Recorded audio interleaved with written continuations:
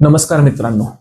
Frozen shoulder, ज्याला आपण अधेसिव्ह कॅप्सुलायटिस असंही म्हणतात, ही एक सामान्य पण त्रासदायक स्थिती आहे. यामध्ये आपल्या खांद्याच्या सांध्याची हालचाल कमी होऊन जाते आणि त्यामुळे खूप वेदना होऊ शकतात. हे 3 टप्प्यात येतं. पहिला टप्पा म्हणजे फ्रीजिंग स्टेज, जिथे वेदना वाढतात आणि हालचाल कमी होऊन जाते. दुसरा टप्पा म्हणजे फ्रोझन स्टेज, जिथे वेदना कमी होतात पण हालचाल अजूनही मर्यादित असते. तिसरा टप्पा म्हणजे थॉइंग स्टेज, जिथे हळूहळू हालचाल सुधारते.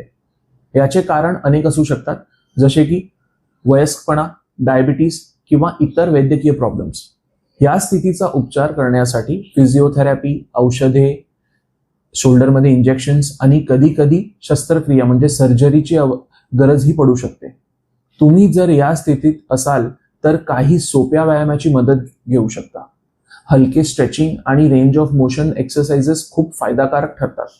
पण कोणत्याही व्यायामाची सुरुवात करण्यापूर्वी ऑर्थोपेडिक डॉक्टरांची सल्ला घेणं महत्त्वाचं आहे.